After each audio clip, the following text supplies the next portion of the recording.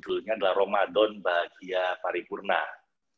Yang dengan Ramadan ini mudah-mudahan kita bisa lebih sukses, bisa menyemai kebaikan, bisa meraih kemuliaan. Nah, sebelum saya lanjutkan apa yang akan kita bahas, kita lihat dulu.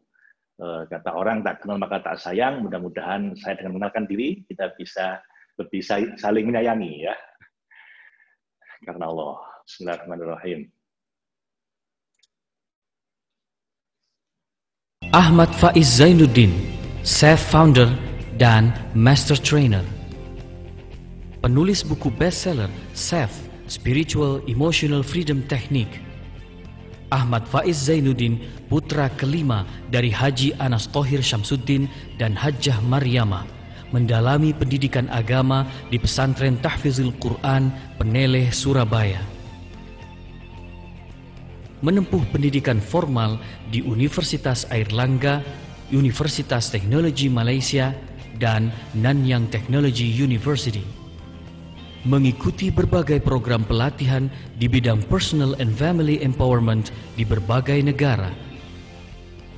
Di antaranya, di Harvard Law School Program on Negotiation, Wharton School, University of Pennsylvania, Stanford University Program on Entrepreneurship and Innovation, University of Washington, Seattle, University of British Columbia, Vancouver, Brigham Young University, Energy Psychology Conference, dan Harvard Business School. Belajar langsung dari ahlinya, dari Gary Craig, John Hartung, Steve Wells, Joseph Buan, Carol Saito, Dr. Christine Carter, Professor Deckel Keltner, Dr. John Gottman, Dr. Adam Grant, Dr. Michael Galvin, Dr. Eben Alexander, dan Dr. David Feinstein. Pencipta dan pemegang haki SEF, Spiritual Emotional Freedom Technique.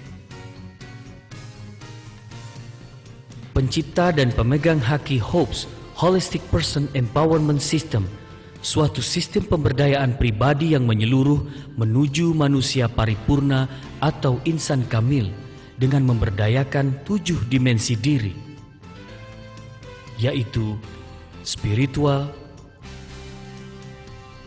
emosi, sosial, intelektual, fisik, finansial, dan estetika. Telah mengajarkan SEF pada lebih dari 36.000 orang di berbagai kota di Indonesia dan mancanegara. Bersama alumni SEF telah memberdayakan lebih dari 1,5 juta orang dalam gerakan Indonesia Free from Pain and Poverty 2020. Tampil di berbagai media, baik nasional maupun luar negeri. Menerima penghargaan dari MURI untuk program mengatasi kecanduan rokok pada 1.428 pelajar dan kecanduan narkoba pada 2.463 narapidana. Ahmad Faiz Zainuddin membina rumah tangga bersama istri tercinta Maslita Vera dan dikaruniai 3 anak. Baik Bapak Ibu, sebelum saya lanjutkan, saya ingin tanya dulu, mohon dijawab di kolom chatting ya Pak Ibu ya. Apa yang menjadi masalah dan kegelisahan hidup Anda saat ini? Saya dengar yang hari di sini ini ada banyak dari para asatid dan juga ustazah di Ibadur Rahman atau dengan kawan-kawan yang lain. Apa, Bapak Ibu kalau Anda merenungkan hidup Anda sejauh ini, kira-kira apa masalah Anda? Kegelisahan Anda apa? Boleh tentang kantor, atau tentang rumah, atau apapun itu, asal jangan yang terlalu private begitu ya. Anda boleh share di kolom chatting. Yang menjadi kegelisahan Anda apa? Yang menjadi masalah Anda apa? Yang mudah-mudahan dengan ini kita bisa bantu menyelesaikan. Saya tunggu 1 menit, sambil saya baca respon di kolom chatting. Target tidak tercapai, oke. Masih sendiri ya, ingin punya pasangan ya. Oke. Sorry, tadi suara tadi videonya nggak ada suaranya ya, Pak ya? Tadi videonya ada suaranya nggak, Pak Ilham? Kedengeran. Ada jelas. Ada bagus. Bagus. Ada ya? Oh, tadi ada suaranya. Maaf, nggak ada suaranya. Cita-cita. Maksudnya cita-cita ini apa, Pak? Cita-cita, maksudnya belum mencapai cita-citanya, begitu ya, Pak Muhammad Sanusi ya? Kurang pede, oke. Kalau dalam chef malah kita nggak boleh pede. Kalau saya itu punya filosofi apa, Ibu? Percaya diri itu udah saya hilangkan dari kamus hidup saya ya. Nggak ada lagi PD, yang ada itu hanya PA, percaya Allah, percaya Tuhan. Ya, semakin kita PD, merasa bisa, ya semakin Tuhan meninggalkan kita. Semakin kita merasa nggak bisa apa-apa, kecuali dengan Allah, la haula wa la quwwata illa billah, semakin banyak terjadi keajaiban. Jadi kalau kurang PD malah bagus, Bu. Jadi hilanginnya sekali PD-nya dengan PD, percaya Tuhan atau PA, percaya Allah. Menjaga konsistensi dan fokus. Oke, baik. Masalah banyak orang ini, jangankan kita ya, para sahabat Nabi pun juga susah untuk melakukan ini. Satu hari sahabat Nabi bilang ke Rasulullah, ya Rasul, bagaimana kami ini? Kalau sedang dekat dengan Anda, kayaknya udah hawa surga itu udah kayak deket gitu. Kita khusyuk, kita fokus, istiqomah. Begitu balik ke rumah ini kayaknya berat gitu ya. Ada aja yang bikin kita ini nggak fokus. Gitu. Dan Rasulullah bilang, nggak apa-apa normalnya orang juga kayak gitu. Kalau kamu bisa 40 hari istiqomah, gitu, malaikat akan turun menepuk bahumu. Gitu ya. Artinya itu masalah banyak orang, Bapak Ibu. Jadi Anda santai saja, lakukan yang terbaik, jangan terlalu terbebani. Ya. Yang penting istiqomah dalam iman dan beramal soleh. Khawatir nggak berhasil didik anak. Oke, Pak Dedi ya, nggak apa-apa Pak. Kita semua punya mengalami kayak gitu ya. Dan nggak ada orang tua yang sempurna, Bapak Ibu. Seringkali kadang-kadang orang tua yang nggak sempurna mendidiknya, anak jadi orang besar juga banyak. Sementara orang tua yang sangat hati-hati benar mendidik anak, ya anaknya nggak jadi apa-apa juga banyak. Jadi pendidikan anak ini yang penting kita serahkan kepada Allah sambil kita lakukan yang terbaik. Mis nggak usah pakai acara khawatir, Pak. Nggak ada cicak lagi. Kalau saya begitu, Pak ya. Ini pemanasan dulu sebelum kita masuk materi inti. Banyak orang susah karena khawatir, padahal sebenarnya nggak perlu ya. Ada dididik sama Nabi pun nggak berhasil anaknya karena Nabi Nuh. Ada yang ayahnya jahat dari Nabi Ibrahim anaknya. Jadi yang penting itu kepasrahan total sama Allah, terserah Allah bagaimana, anak punya takdirnya masing-masing, kita lakukan yang terbaik. Kita jadi orang terbaik yang bisa kita lakukan. Selebihnya Allah yang ngatur, Bu. Nggak usah khawatir. Menjaga emosi, kadang suka mendekat kepada anak, oke, baik, tidak istiqomah, ya. Tadi udah bisa saya sampaikan, banyak godaan hidup. Iya, Bu, kita masih di dunia, belum di surga, jadi emang godaannya banyak. Dan nggak usah berharap jadi malaikat yang nggak pernah salah, nggak pernah dosa, nanti sama Allah malah umurnya pendek. Jika suatu kaum itu nggak pernah berbuat dosa, katanya Allah, katanya Nabi, nanti Allah akan matikan mereka semua dan diganti dengan kaum yang kadang berdosa, lalu berbuat salah, lalu tobat, lalu istighfar. Jadi normalnya hidup yang gitu, banyak godaan. Kalau banyak rantangan, namanya catering. Utang belum lunas, oke, baik. Baik, kawan-kawan. Kalau saya boleh petakan masalah-masalah kawan-kawan ini, saya mapping dalam bentuk 5 hal. Ya. Yang pertama, masalah emosi tadi nggak pede, belum istiqomah, dan lain-lain itu, stres, kemudian burnout, itu beban terlalu banyak, nggak semangat kerja, nggak semangat, bahkan nggak semangat dalam menjalankan tugas kehidupan sehari-hari, mudah emosi, marah, meledak-ledak, itu masalah emosi. Yang kedua, relationship. Nah, ini belum pasangan, masalah yang udah punya pasangan, banyak masalah keluarga, gitu ya. Yang belum punya pasangan sedih karena belum punya pasangan, yang udah punya pasangan, udah punya anak, sedih kenapa? Karena merasa belum optimal untuk mendidik anak, dan sebagainya. Dengan rekan kerja, dengan teman, sahabat, ini berkaitan dengan masalah hubungan ya. Dengan suami, istri, itu relationship. Yang ketiga, masalah fisik. Pak saya ini mudah sakit, saya ini kok kayaknya mudah lelah, mudah letih, kemudian capek, sering sakit-sakitan, ataupun yang sakit kronis, ya entah sakit kronisnya itu mungkin diabetes, darah tinggi, dan lain-lain. Itu masalah fisik. Yang keempat, masalah finansial. Nah, ini jarang yang mau ngaku karena malu, tapi sebenarnya banyak yang mengalami masalah ini. Ya. Sering kekurangan uang, banyak keinginan belum tercapai, dan lain-lain. Gitu. Ini masalah yang seringkali paling tabu diomongkan di pesantren, tapi sebenarnya sangat penting. Ya. Sangat penting. Kenapa? Karena kalau enggak, seringkali begitu keluar dari pesantren, ilmunya banyak, alim, tapi kemudian secara finansial bingung. Nah, banyak orang kayak gitu, kenapa? Karena di pesantren nggak diajari masalah finansial, dan itu malah termasuk hal yang tabu diomongkan. Nah, kalau saya sih enggak, itu sangat penting disampaikan, supaya nggak bingung ketika lulus dari pesantren juga. Yang terakhir, masalah, sebentar, ini tadi ada coretan-coretan, saya setel dulu. Oke, udah. Lalu secara finansial udah, kemudian terakhir spiritual. Nah ini itu tentu saja ini yang paling penting, Bapak Ibu. Ini di puasa ini juga setiap orang bahas masalah spiritual, tapi nyatanya banyak orang ketika ibadah terasa hambar, kehilangan makna hidup, malas ketika beribadah, dan seterusnya. Nah, 5 masalah ini, Bapak Ibu, sebenarnya kalau kita menghayati puasa dengan benar, itu bisa kita bereskan dengan puasa. Karena itu saya sampaikan ada 5 dimensi kebahagiaan paripurna. Kalau Anda ingin bahagia secara menyeluruh, secara tuntas, itu paripurna, maka yang pertama secara emosi Anda perlu bikin hati Anda itu bebas dari berbagai macam kondisi. Jadi tetap bahagia apapun kondisinya, atau kita sebut dengan unconditional happiness. Anda harus bisa heart mastery atau psychological independence, di mana kondisi hati Anda nggak tergantung apa yang terjadi pada Anda.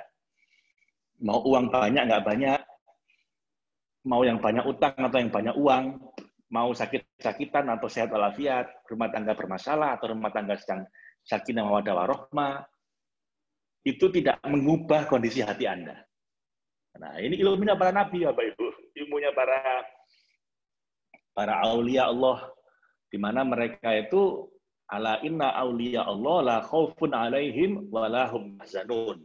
Ketahuilah para kekasih Tuhan itu mengalami unconditional happiness. Apa itu? Nggak lagi khawatir, nggak lagi sedih, nggak lagi takut, nggak lagi punya emosi negatif yang macam-macam. Kenapa? Karena mereka sudah sangat menguasai ilmu ini. Mereka sangat dekat dengan Allah, sehingga emosinya itu nggak tergantung situasi. La khaufun alaihim wala hum yahzanun. Nggak lagi takut, nggak lagi khawatir, nggak lagi sedih. Alias bahagia tanpa syarat. Nah itu kalau Anda bisa menguasai ilmu ini, Bapak Ibu, Anda memiliki jurus pertama dari 5 jurus untuk bahagia paripurna. Yang kedua, build your fittest body. Anda bisa secara fisik sehat walafiat, bugar, nggak sakit, siap melakukan apapun, nggak mudah lemes, nggak mudah capek, intinya fit lah ya. Jadi healthy, fit, and strong secara fisik. Lalu yang ketiga secara finansial, live your wealthy life. Anda bisa hidup secara sejahtera. Ya, tidak harus kaya raya, tapi yang penting Anda merasa hidup Anda sejahtera. Tidak merasa kekurangan terus ya, secara finansial. Yang ketiga, relationship. Anda secara relationship, give your loving kindness to others. Artinya apa, Bapak Ibu sekalian? Anda dalam berhubungan dengan orang lain, dengan suami, dengan istri, anak, mertua, menantu, rekan kerja, atasan, bawahan, customer, santri, orang tua santri, dengan semua orang yang ada di hati Anda hanyalah welas kasih atau loving kindness, atau dalam bahasa Arab itu Raufur Rahim. Anda memiliki hatinya seperti hatinya Nabi, ya. Raufur Rahim. Laqad ja'akum rasulun min anfusikum azizun 'alaihi ma 'anittum harisun 'alaikum bil mu'minina raufur rahim. Memiliki hati yang welas asih, lemah lembut, empatinya tinggi pada orang lain. Harisun 'alaikum bil mu'minina raufur rahim. Lalu yang terakhir spiritual, Bapak Ibu, intinya kalau Anda bisa merasakan immerse yourself in loving God, bisa merasakan cinta pada Allah. Rasa ya, rasa. Bukan sekedar beribadah, bukan sekedar banyak-banyakan baca Quran, bukan sekedar lama-lamaan qiyamul lail, tapi hadir sebuah rasa di situ. Ada sebuah rasa di mana Anda benar-benar merasakan cinta sama Allah. Bukan sekedar takut atau penuh harapan, itu bagus. Bertakwa itu juga takut sama Allah. Kemudian roja itu berharap dapat rahmatnya Allah, dapat surganya Allah. Tapi above all, di atas segalanya Anda bisa merasakan rasa cinta. Cinta seperti apa sih Pak? Ya palingnya kalau misalnya Anda pada pengantin baru, Anda punya rasa cinta pada pasangan Anda gitu ya, yang menggelora begitu. Ya paling tidak seperti itu sebagai starting point-nya. Tapi 100 kali lebih indah dibanding rasa yang hadir seorang pengantin baru. Ya. Jadi 5 ini apa paling tidak ciri-ciri kalau Anda memiliki kebahagiaan paripurna. Secara emosi, la khaufun 'alaihim wa la hum yahzanun, apapun kondisinya tetap bahagia. Secara fisik, Anda kuat, sehat, punya vitalitas, nggak sakit-sakitan. Finansial, Anda benar-benar bisa sejahtera gitu ya, merasa bahwa hidup Anda cukup, gitu, nggak kekurangan apapun. Yang keempat, hubungan Anda dan orang lain juga baik.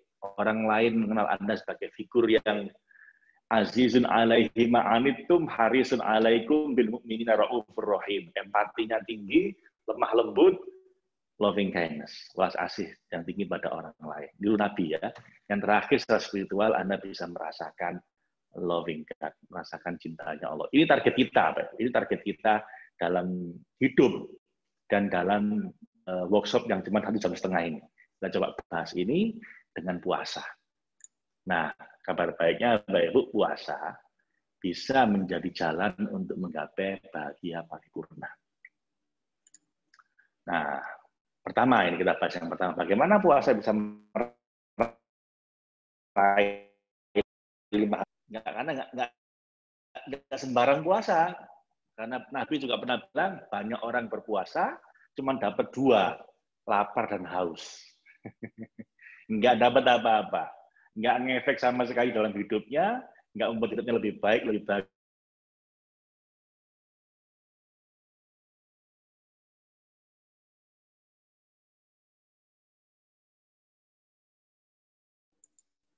Karena itu, Bapak Ibu, kita ingin puasa kita ini puasa yang memberikan dampak besar. Seperti apa? 5 tadi itu. Ya, 5 tadi itu. Yang pertama kita bahas satu-satu ya sekarang. Feel your unconditional happiness. Bagaimana puasa kita bisa membuat kita bisa bahagia tanpa syarat.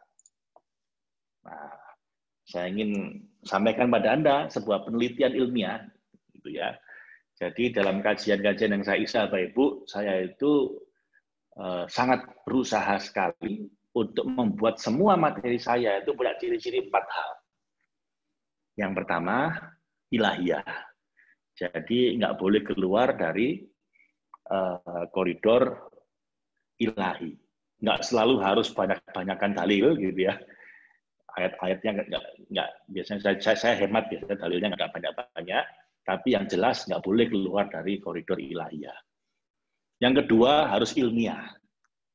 Artinya apa? Bukan sekedar pendapat saya, bukan sekedar menurut pengalaman saya, tapi sudah dibuktikan oleh para saintis.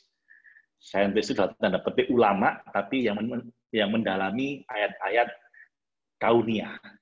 Kalau ulama fikih, ulama akhlak, ulama tauhid itu ulama ayat-ayat qauliyah yang bersumber dari Quran dan Sunnah. Tapi ada juga, saya kira, ulama-ulama, orang-orang yang alim, orang-orang yang berilmu, yang itu meneliti urusan hukum-hukum Tuhan, sunnatullah, hukum-hukum alam. Itu namanya ilmuwan, ya. Dan hasilnya itu namanya ilmiah. Jadi harus ilahiyah, harus ilmiah. Yang kedua, Anda akan temukan di materi saya ini sesuatu yang aplikatif. Jadi nggak muluk-muluk, nggak cuma di awang-awang, tapi harus bisa diaplikasikan sehari-hari. Jadi nanti resep-resep yang saya berikan pada Anda ini harusnya aplikatif, bisa langsung Anda praktekkan dalam kehidupan sehari-hari. Ya. Dan yang keempat, impactful, ya harapannya kalau Anda lakukan benar-benar berdampak dalam hidup Anda, berdampak besar. Jadi kalau nanti yang akan saya sampaikan ini, Bapak Ibu, Anda praktekkan beneran, insya Allah Anda akan mencapai 5 hal tadi dalam puasa Anda ini, insya Allah. Oke, jadi saya ngomong yang ilmiah dulu nih sekarang.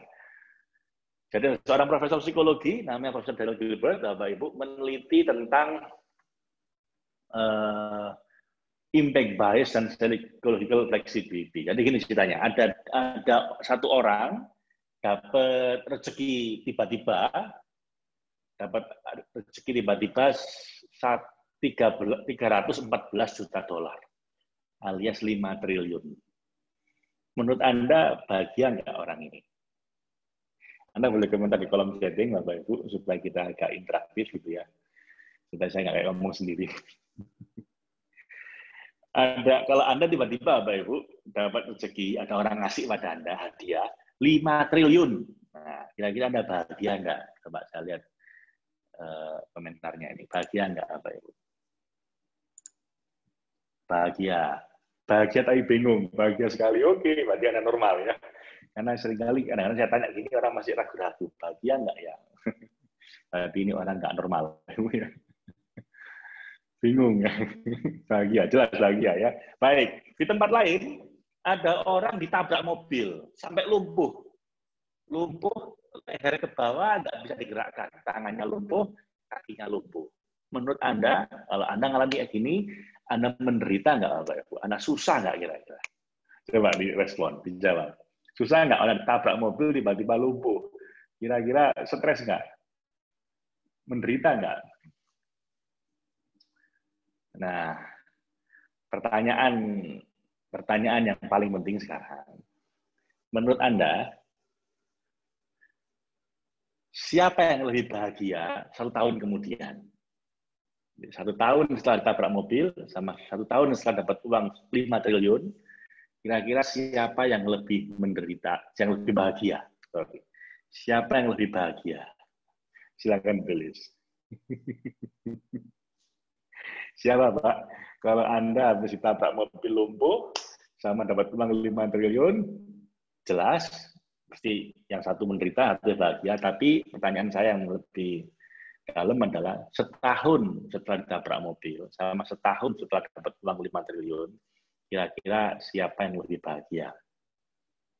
Oke, yang dapat 5 triliun, karena bisa bantu dapat uang. Mereka nggak saling kenal, Pak.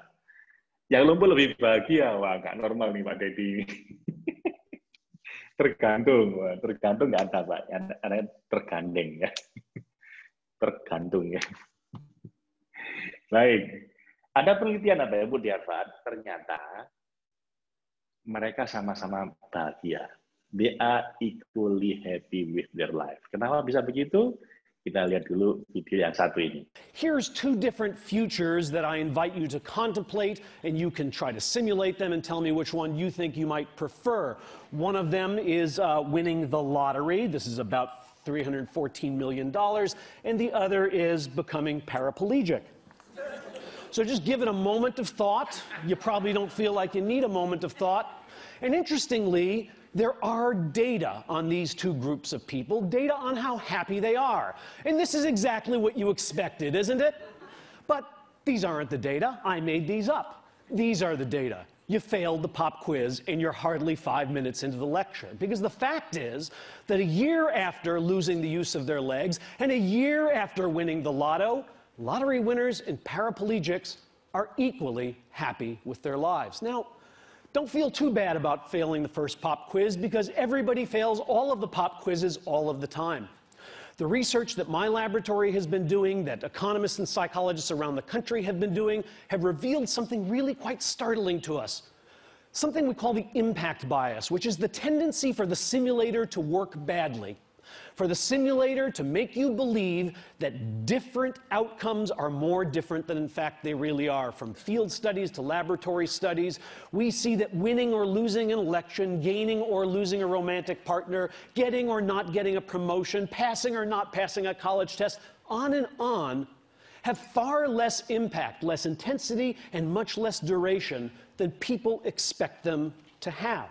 In fact, a recent study, this almost floors me, a recent study showing how major life traumas affect people suggests that if it happened over 3 months ago with only a few exceptions, it has no impact whatsoever on your health. Anda perhatikan Bapak Ibu bahwa kalau kejadian itu sudah lewat 3 bulan, entah Anda dapat rezeki besar, atau Anda dapat musibah besar. Kalau Anda orang normal, itu dampaknya sama saja.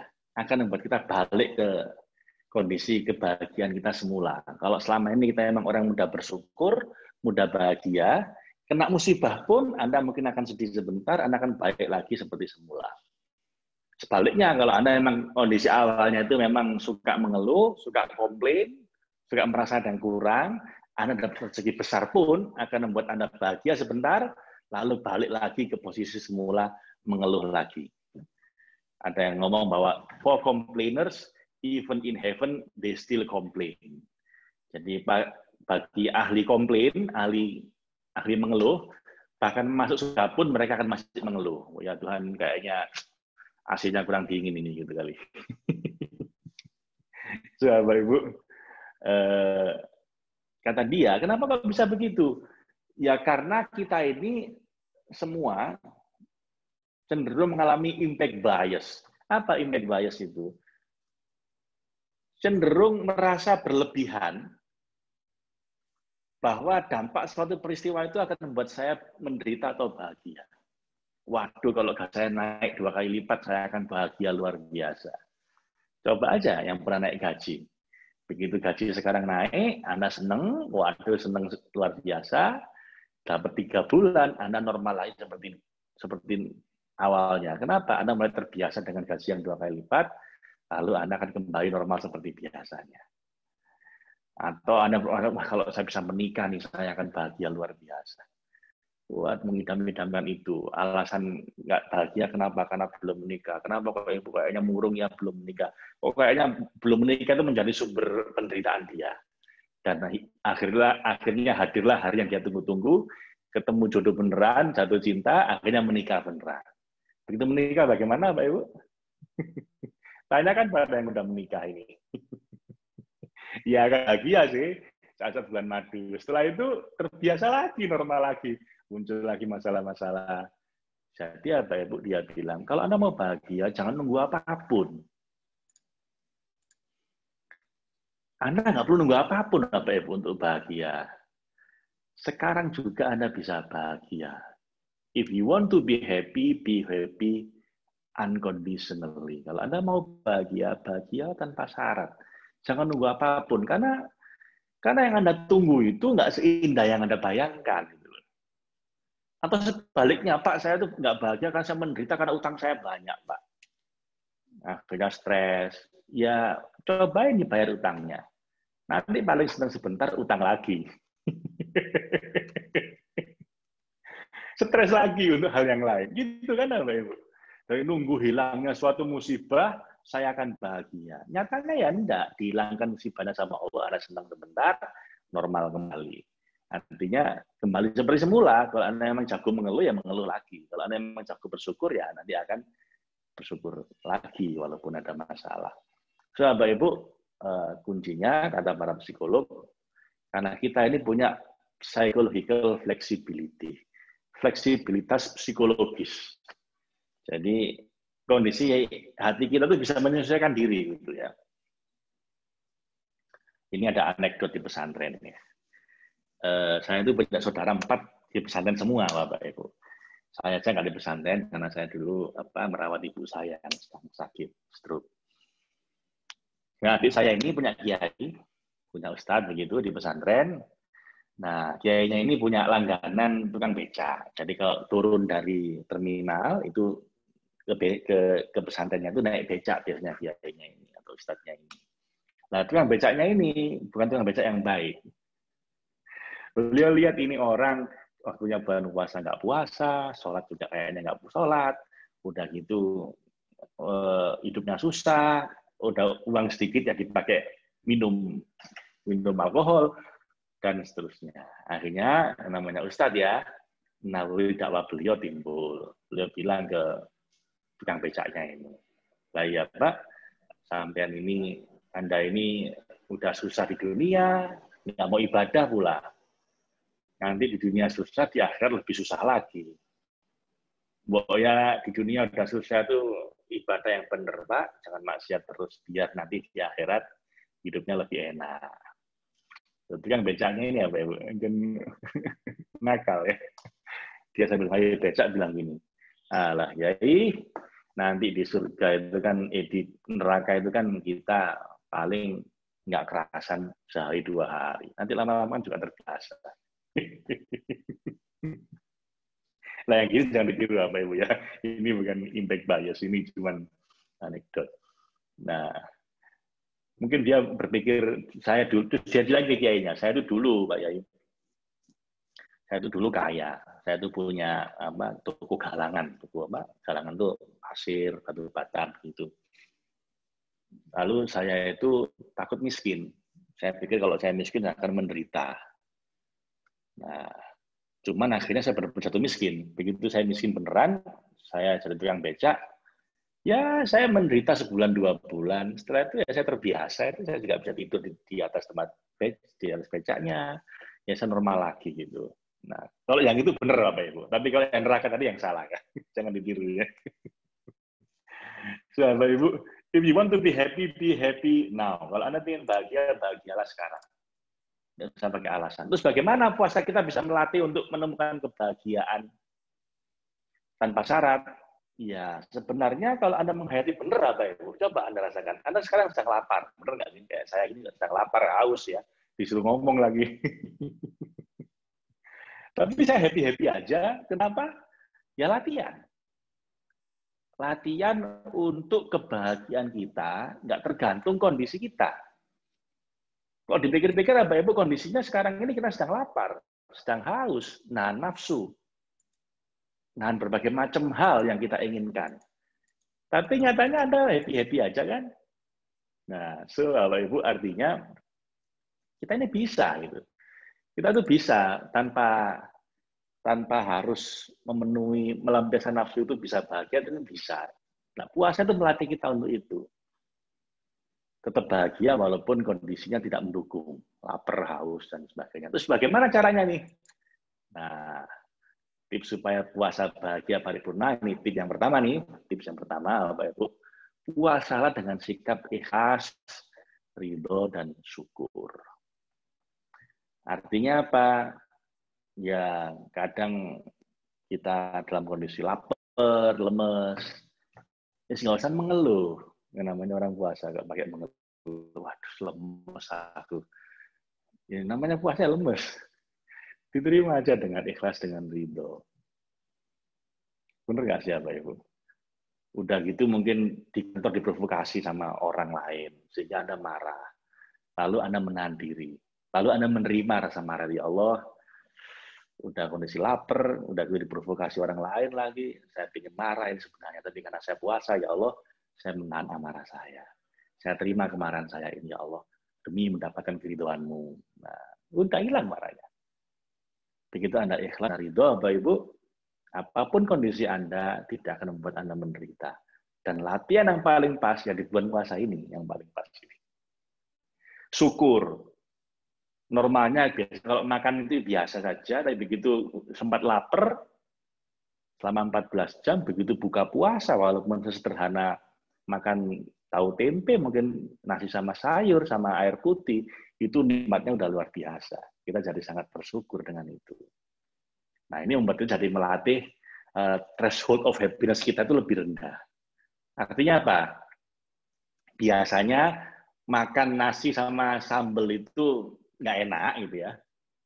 Tapi begitu puasa 14 jam, nasi sama tahu tempe jadi enak itu. Artinya apa? Ambang batas Anda untuk bahagia itu jadi jauh lebih mudah. Cukup Bapak Ibu ya. Biasanya mungkin harus pegang uang 1 juta dulu untuk bisa bahagia, supaya bisa beli ini, beli itu, makan yang lebih enak. Gara-gara puasa, Anda lebih mudah bahagia. Nggak harus 1 juta, 100.000 juga udah lebih dari cukup kalau hanya untuk makan enak aja gitu. Jadi puasa melatih kita untuk lebih ikhlas, lebih ridho, lebih syukur. Lebih ikhlasnya gimana? Nah, puasa ini nggak ada yang lihat. Anda wudhu sambil nelan air juga nggak ada yang lihat. Tapi bagi yang menjalankan kan itu nggak dilakukan. Jadi lebih ikhlas, nggak perlu dilihat orang lain, nggak perlu pengakuan lain. Kalau ibadah lain kan demonstratif, kelihatan, oh lagi sholat, apalagi umroh gitu ya. Kalau puasa nggak kelihatan. Anda diam-diam minum juga nggak ada yang tahu Bapak Ibu. Nah, tapi bagi yang tetap puasa kan berarti dia sedang melatih untuk ikhlas. Ya, walaupun nggak ada orang yang lihat tetap puasa. Jadi kalau puasa dengan ikhlas, dengan ridho dan syukur, insya Allah itu akan melatih kita untuk bahagia tanpa syarat. Apapun kondisinya, kita akan bahagia. Ada seorang psikolog, Bapak Ibu, namanya M. Scott Peck. Dia nulis buku judulnya The Road Less Traveled. Dia bilang, saya ini telah menangani ratusan pasien gangguan jiwa. Dan apa sumber orang sampai kena sakit jiwa, sampai gila itu? Dia bilang, itu berawal karena dia nggak bisa ikhlas. Dalam bahasa agama ya, dalam bahasa dia, karena dia nggak bisa menerima kondisinya. Ditulis di buku itu, dia bilang, bahwa hidup ini sulit, hidup ini penuh masalah. Kadang punya utang, kadang berantem sama istri, kadang anak nggak nurut, kadang kerjaan nggak sesuai dengan selera, ada aja masalah itu, kadang sakit. Hidup ini susah, sulit, kata dia. Tapi begitu kita bisa menerima kenyataan bahwa hidup ini memang sulit, bahwa kita perlu menjalaninya dengan ikhlas, dengan ridho, maka hidup tidak sulit lagi. Life is difficult, but whenever you accept that life is difficult, then life not difficult anymore. Jadi yang bikin hidup ini susah adalah karena kita nggak bisa ikhlas ridho menerima kondisi kita. Sakit, mengeluh. Nggak punya uang, ngomel-ngomel. Nanti dimarahi istri, marah balik gitu kan. Ya sudah, akhirnya tambah ruwet. Begitu kita bisa ikhlas ridho, kata beliau, secara psikologis Anda tidak menderita lagi. Jadi kalau ada orang yang hobinya mengeluh, hobinya ada saja yang kurang bagi dia, hobinya adalah komplain, kata dia nih, hati-hati Anda sedang melakukan langkah pertama untuk gangguan jiwa. Kalau itu Anda terus-teruskan, Anda bisa gendeng nanti. Bisa stres, bisa gila. Terus apa tipsnya? Profesor, dia bilang, tipsnya gampang saja. Terima kondisi Anda, lakukan yang terbaik, maka Anda akan sehat secara jiwa. Anda nggak akan menderita lagi hidup Anda. Dalam bahasa agama, Bapak Ibu, kalau Anda bisa ikhlas, ridho, menerima apapun pemberian Allah, maka Anda tidak akan menderita lagi. Radhiyallahu anhum wa radu'an. Radiyatan mardiyah. Orang yang ridho sama Allah, Allah pun ridho sama mereka. Dan kalau Allah udah ridho sama mereka, janjinya Allah, ala inna awliya Allah la khawun alaihim wa la hum yahzanun. Pada kasih Allah itu, yang udah ridho sama mereka, dan mereka pun ridho sama Allah, mereka tidak lagi susah, tidak lagi sedih, tidak lagi khawatir, nggak lagi takut, enak, tok udah. Wes bahagia apapun kondisinya, alias unconditional happiness. Oke, Bapak Ibu, kita lanjut nomor 2. Bapak Ibu, kapanpun Anda punya pertanyaan, saya persilahkan ya. Anda boleh langsung chatting, silahkan, atau kalau langsung dinyalakan mic-nya juga boleh. Kalau enggak, saya akan lanjut ya. Yang kedua sekarang, Bapak Ibu. Secara kesehatan bagaimana Pak? Nah ini yang kedua tadi masalah kesehatan ya. Emosi udah oke. Sekarang kesehatan. Bagaimana puasa bikin kita lebih sehat? Nah ini penelitian ilmiah lagi. 5 manfaat puasa berdasarkan penelitian ilmiah. Ini penelitiannya sangat baru Bapak Ibu. Tahun 2019. Jurnal kedokteran yang paling dihormati di dunia dan yang paling tua. Sejak tahun 1800 ini jurnal penelitiannya. Judul artikelnya adalah efek dari puasa pada kesehatan, pada penuaan, dan pada penyakit.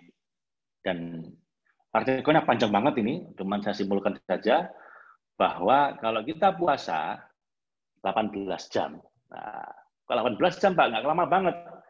Bapak Ibu, Anda perlu bersyukur, Anda ini di daerah Khatulistiwa Indonesia. Puasanya normal. Saya pernah tinggal di Inggris, itu puasanya bisa sampai 18 jam. Kalau Anda tinggal di Finlandia sana, Anda bisa puasa 22 jam satu hari.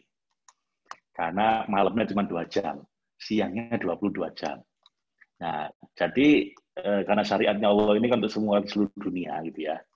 Kalau Anda paling tidak puasa 18 jam, ini adalah efeknya. Apa itu? Yang pertama, terjadi perubahan di tubuh Anda yang awalnya bakar gula jadi bakar lemak. Disebut dengan ketone-based metabolism. Itu sebabnya ada namanya diet ketofastosis. Diet keton ya, di mana kita malah makan lemak yang banyak gitu, tapi nggak makan gula. Dan kita kombinasi dengan puasa 18 jam. Pak, kalau puasa di Indonesia bagaimana Pak bisa 18 jam?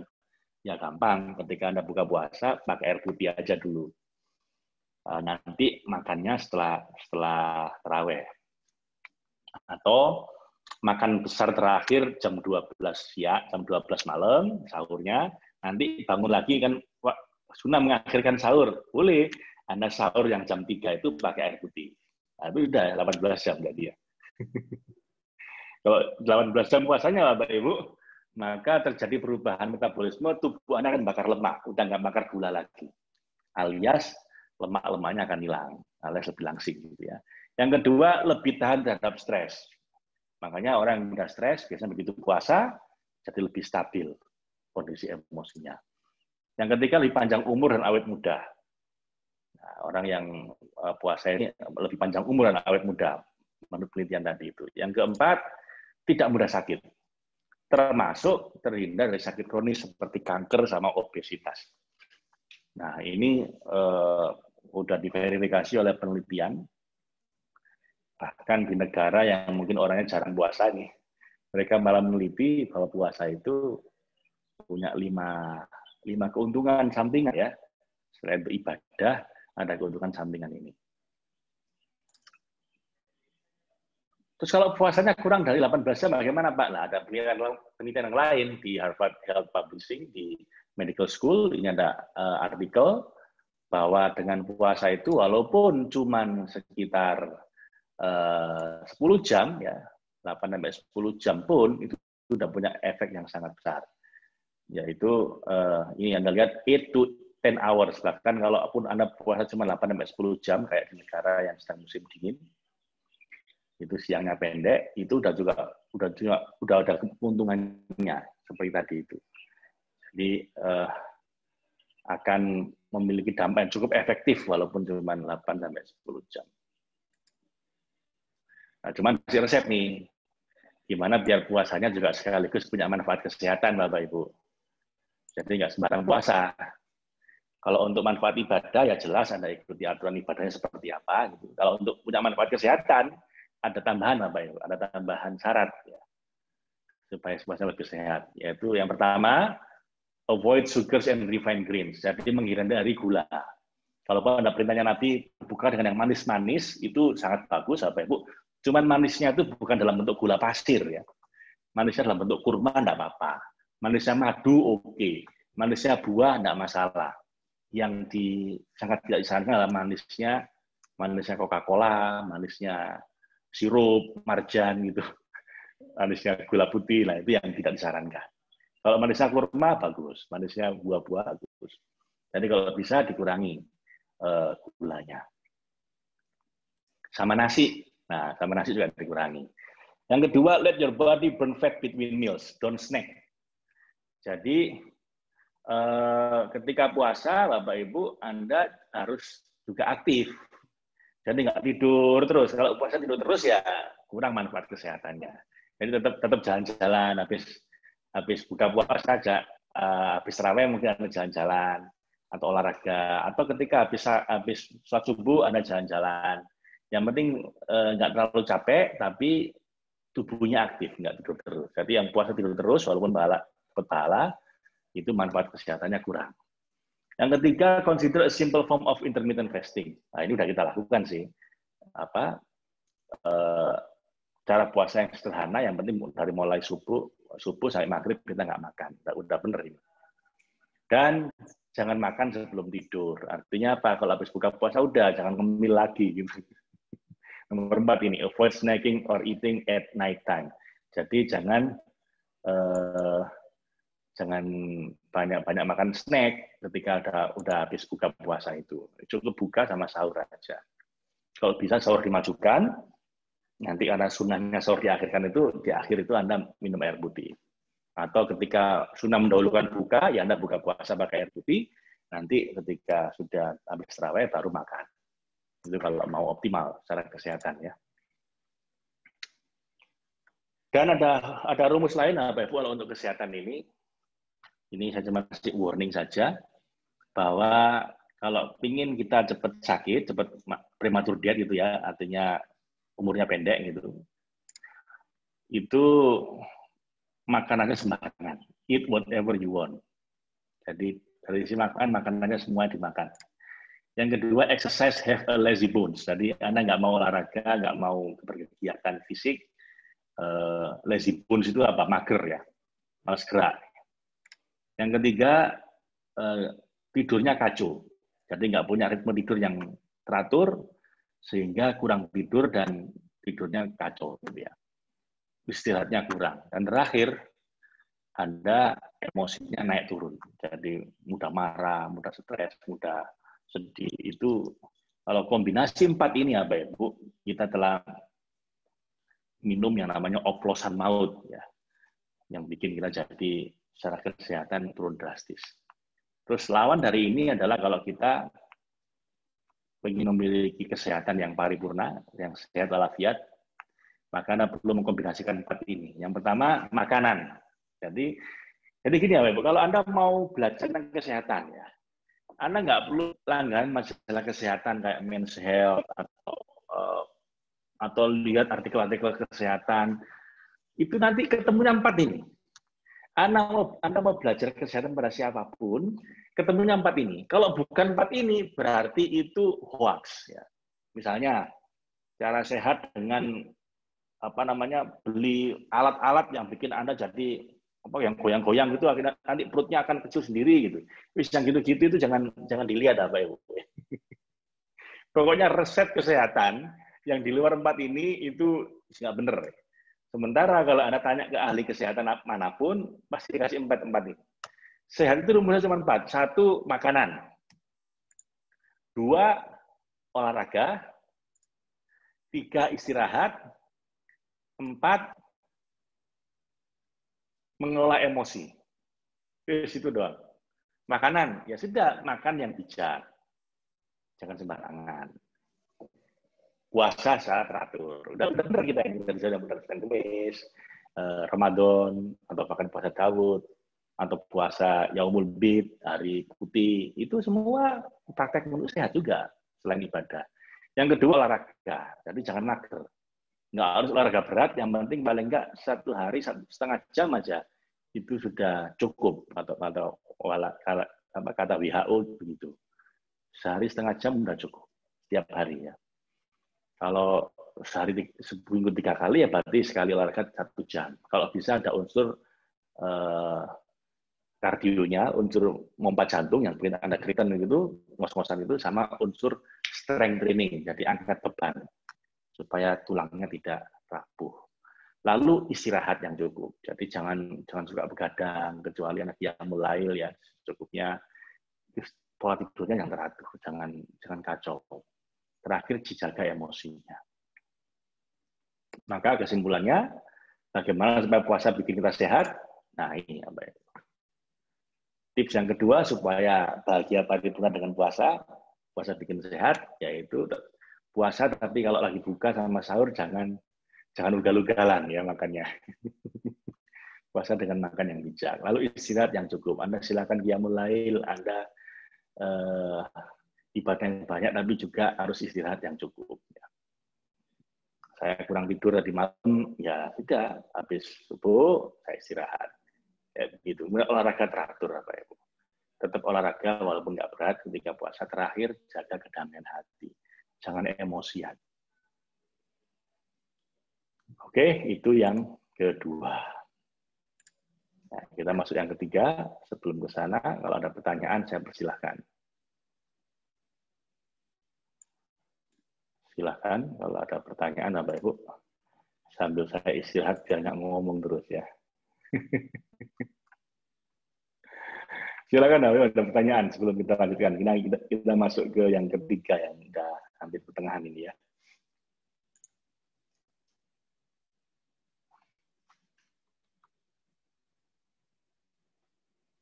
Ada pertanyaan? Baik, saya lanjutkan ya.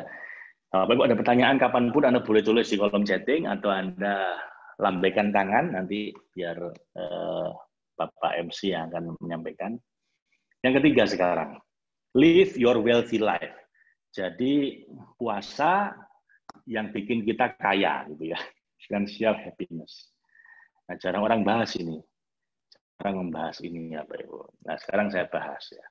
Bahwa puasa pun bisa bikin Anda kaya loh, Bapak Ibu, sebenarnya.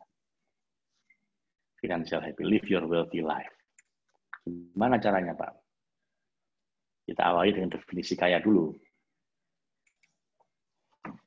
Definisi kaya ya. Kaya itu apa sih, Bapak Ibu?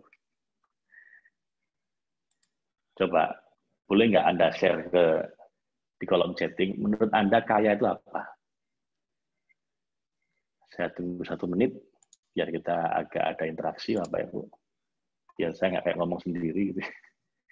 Bapak Ibu, tolong tuliskan di kolom chatting, menurut Anda, kaya itu apa? Definisi kaya itu apa? Silakan tulis di kolom chatting. 1 menit.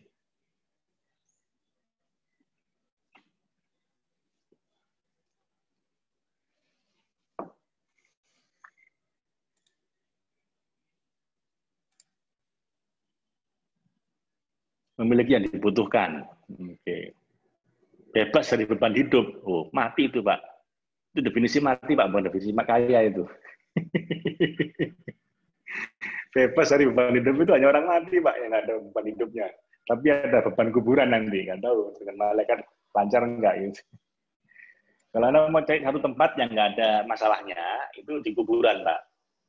Oh, di dunia, orang kaya raya pun masih punya masalah.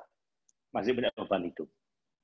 Ada masalah rumah tangga, gitu, ada sakit, jadi nggak mungkin selama masih hidup nggak punya beban hidup itu. Kaya hati, enggak, saya ngomong kaya normal, Pak, kaya finansial, kaya materi. Kalau kaya hati ya nanti bahasanya beda lagi ya, zuhud itu namanya. Tapi ada nggak berlimpah materi, oke? Mempunyai segalanya yang membuat bahagia, oke. Sewur artos, itu apa itu artinya? Banyak uangnya gitu ya. Merasa sudah berlebih. Tidak kekurangan. Oke. Bebas dari beban itu yang jelas salah ya. Kebutuhan primer, sekunder, tersier terpenuhi lahir batin. Oke. Batin yang lapang. Baik. Cukup dan selalu bersyukur. Oke, cukup. Bisa dimiliki. Baik. Nah, saya ceritain apa ya? Saya ceritain. Salah satu ulama pergi ke gurunya. Ulama ini ulama besar, ulama kaya, ini orang terkenal lah, dan kaya beliau. Pergi ke gurunya di sebuah desa yang rumahnya itu gubuk. Rumahnya gubuk, ya miskin lah, gampangannya begitu. Lalu si ulama kaya ini setelah sowan gurunya minta nasihat, habis itu selesai pamit, Begitu pamit, beliau ngasih uang ke gurunya, satu amplop kira-kira 10 juta. Begitu mau dikasihkan, gurunya bilang, enggak usah, jangan ngasih saya. Loh, kenapa guru? Gurunya bilang, karena aku lebih kaya dibanding kamu. Loh, kok bisa begitu? Dalam hati dia, wong rumahnya dusun, gubuk begini, sementara muridnya ini udah sukses, jadi ulama besar, kaya raya di kota besar. Tapi gurunya bilang, aku lebih kaya dibanding kamu. Kenapa kok bisa begitu, guru? Gurunya bilang, ya, karena aku ini uangku sedikit. Tapi kepinginanku lebih sedikit. Sementara kamu ini kaya, uangnya banyak. Tapi kepinginanmu lebih banyak lagi. Jadi, aku lebih kaya dibanding kamu. Gitu. Saya diceritain itu apa, Ibu? Langsung menemukan definisi kaya. Bahwa kaya adalah kalau keinginan kita lebih sedikit dibanding penghasilan kita. Miskin adalah jika keinginan kita lebih gede dibanding penghasilan kita. Ada orang penghasilannya 50 juta sebulan, Bapak Ibu. Kaya nggak? 50 juta sebulan. Masalahnya keinginan dia, konsumsi dia itu 60 juta sebulan. Sehingga yang 10 juta dia tebus pakai kartu kredit. Kira-kira ini orang kaya atau orang miskin, Bapak Ibu? Itu kalau diterus-teruskan, nanti lama-lama ditagih sama debt collector, rumahnya harus dijual untuk tebus utangnya. Walaupun penghasilannya 50 juta. Sementara ada orang penghasilan 3 juta. Gaji atau penghasilan dia 3 juta. Tapi keinginan dia cuma 2 juta. Dia surplus 1 juta. Mbak Ibu. Kaya nggak ini? Penghasilan 3 juta, keinginan dia cuma 2 juta. Akhirnya apa? Bisa nabung 1 juta. Harus tabung, setahun bisa 12 juta. Itu diinvestasikan, bisa naik, lama-lama kaya juga. Dan keinginan dia tetap kecil. Uangnya jauh lebih banyak dibanding keinginan dia. Loh Pak, masalahnya bukan keinginan, Pak, ini kebutuhan. Kebutuhan saya terlanjur besar. Bapak Ibu, seharusnya jujur. Sebenarnya itu bukan kebutuhan, itu keinginan. Kenapa? Karena ada orang dengan penghasilan yang jauh lebih kecil dibanding kita, nyatanya cukup untuk hidup. Artinya apa? Kalau itu kebutuhan absolut, pasti ya cukup. Saya pernah ke India, Bapak Ibu, ada orang yang hidup 20 tahun, itu cuma makan 1 biji pisang 1 hari. Tinggal di Himalaya, cuaca sangat dingin, dan dia bisa tetap hidup bahagia, tenang, damai, tercukupi hanya dengan 1 biji pisang 1 hari. Bisa bayangin nggak, Bapak Ibu? Jadi kalau Anda tanya kebutuhan, nah itu kebutuhan real kita sebenarnya. Di luar itu, yaitu keinginan. Ya kita nggak usah ekstrim seperti itulah. Asal sebenarnya kalau kita tuh udah lewat UMR itu kan angka yang paling objektif ya, yang udah dihitung oleh berbagai ahli, berbagai macam kalangan, bahwa kebutuhan real orang di daerah ini segini. Artinya kalau Anda udah punya penghasilan di atas UMR, sebenarnya secara kebutuhan real Anda udah terpenuhi. Kalau sampai kepingin lebih dari itu, ya itu keinginan bukan kebutuhan. Jadi tips kaya, ini kaya materi ya, saya nggak ngomong kaya hati nanti ada bedanya sendiri, Anda belajar masalah zuhud dan warok dan lain-lain. Tapi bahkan ketika kita ngomong masalah finansial, definisi kaya itu adalah kalau kita bisa menyisakan sebagian penghasilan kita. Kalau kita bisa menjaga agar keinginan kita nggak sampai melebihi penghasilan kita. Syukur-syukur maksimal 80% penghasilan kita, supaya 20% bisa ditabung, disedekahkan, diinvestasikan. Dan itu kalau diakumulasi terus, nanti lama-lama akan terkumpul jauh lebih besar. Karena kumpulan 5 tahun saja, kalau itu 20% dari penghasilan Anda. Itu udah jauh lebih besar, Bapak Ibu. Anda bisa kaya raya dari situ. Saya ini, Bapak Ibu, S2 saya sekolah di bidang kewirausahaan. Di Singapura, sama di Stanford, di Amerika. Lalu saya ambil MBA di Inggris, dapat beasiswa ke Amerika. Tapi saya tidak menemukan rumus kaya yang paling sederhana dari seorang Ustadz Kiai di dusun kecil ini ketika menasihati muridnya yang kiai besar yang kaya raya. Beliau bilang, Sim, aku ini jauh lebih kaya dibanding kamu. Loh, kok bisa begitu, Mbak Kiai? Ya karena keinginanku lebih sedikit dibanding uangku. Uangku sedikit sih, jauh lebih sedikit dibanding uangmu sih. Tapi keinginanku jauh lebih sedikit. Sementara kamu uangmu banyak, tapi keinginanmu lebih banyak lagi.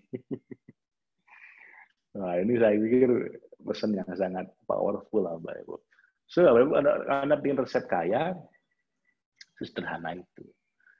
Sementara belum cukup gede penghasilannya, dibikin keinginannya lebih kecil, paling nggak maksimal 80% penghasilan, sehingga Anda punya space 20% untuk sedekah, nabung, dan investasi. Nanti lama-lama kaya itu dikumpulkan. Oke? Dan pertahankan gaya hidup seperti itu. Mau uang berapapun, jangan sampai keblinger. Dijaga keinginannya nggak melebihi penghasilan. Sudah kaya. Tapi mau uang segunung pun, kalau keinginan Anda lebih gede dibanding penghasilan Anda, lama-lama bangkrut. Lama-lama punya utang atau utang ke siapapun, akhirnya bangkrut. Nah, puasa, Bapak Ibu. Puasa itu bisa membuat kita jadi seperti itu. Kenapa? Karena yang bikin miskin itu kalau kita mengikuti keinginan, bukan memenuhi kebutuhan. Udah tahu nggak cukup uangnya pakai kredit beli HP yang lebih bagus. Harusnya kan nggak perlu pakai kredit, pakai yang ada dulu. Kemudian ya begitulah. Pokoknya punya beli sesuatu yang itu di luar melebihi penghasilan dia. Jadi yang bikin kita miskin itu kalau kita mengikuti keinginan, bukan mengikuti kebutuhan. Kita ikuti keinginan kita sehingga melebihi penghasilan kita, itu yang bikin kita miskin. Akhirnya nggak berat tabungan, nggak ada yang disedekahkan, nggak ada yang diinvestasikan. Nah, puasa, Bapak Ibu, melatih kita mengendalikan keinginan. Alias mendidik kita supaya kaya. Oh, ternyata saya bisa loh cuma makan 2 kali sehari, nggak harus 3 kali. Oh, ternyata nggak harus makan seenak itu loh, asal puasa, makan sederhana ini udah sangat enak kok. Kan gitu, Bu. Ya. Dengan puasa, kita jadi melatih mengendalikan keinginan. Dan itu sekaligus mendidik supaya kita jadi kaya. Dan juga puasa itu membuat kita merasa fakir di hadapan Allah. Dan Allah berfirman, innamas shadaqatu lil fuqara. Dan sedekah itu yang paling layak dapat adalah orang-orang fakir, orang-orang yang membutuhkan. Dan sedekahnya Allah itu akan diprioritaskan pada orang-orang yang merasa dirinya fakir di hadapan Allah. Makanya banyak ulama besar menyebut dirinya al-fakir. Dan gitu kan, kadang-kadang kalau Anda ketemu ulama, beliau menyebut dirinya al-fakir. Kenapa? Ya beliau ingin berlatih untuk menegaskan bahwa pada hakikatnya kita ini fakir di hadapan Allah. Ya ayyuhan nas, antumul fuqara'u ilallah. Wahai umat manusia, kamu semua ini fakir di hadapan Allah. Innallaha ghaniyyun hamid. Hanya Allah yang maha kaya dan maha terpuji. Dan puasa melatih kita untuk sadar diri bahwa pada hakikatnya kita ini fakir di hadapan Allah. Nggak makan 10 jam aja udah lemes kok kita ini. Gagah di mana? Hebat di mana? Coba aja nggak ada yang ngasih rezeki sama Allah 3 hari nggak makan. Orang sekuat apapun nggak bisa duduk apa ya, cuma bisa tiduran aja kalau udah nggak makan 3 hari. Nah, puasa itu melatih kita untuk merasa fakir di hadapan Allah. Dan kalau kita udah merasa fakir di hadapan Allah, kemungkinan lebih besar Allah akan memberi sedekah, memberi sedekah pada Anda. Innamas shadaqatu lil fuqara. Allah senang dengan orang-orang yang merasa dirinya fakir ini akan dikayakan. Siapa yang merasa butuh sama Allah, Allah akan cukupi. Siapa yang merasa sombong nggak butuh sama Allah, akan dihinakan, akan dibikin ruwet hidupnya. Dan puasa mendidik kita untuk itu. Ala kulli hal, Bapak Ibu, bagaimana caranya supaya puasa membuat kita kaya? Yaitu puasa yang benar-benar puasa. Yang membatasi keinginan. Bukan kalau buka puasa udah kayak orang ngamuk. Semua dimakan. Nanti sahur, wah ini terakhir makan ini. Semua dimakan lagi supaya kuat gitu ya. Nah itu dia batasi keinginan. Melatih membatasi keinginan. Terus merasa bahagia dengan yang sudah ada dan merasa fakir di hadapan Allah. Oke, Bapak Ibu. Nah ini kayaknya sudah ada beberapa pertanyaan. Saya jawab dulu ya.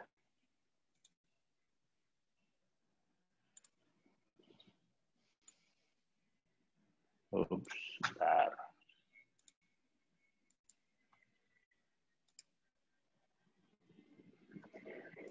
Pak, bagaimana supaya istiqomah dan emosi stabil?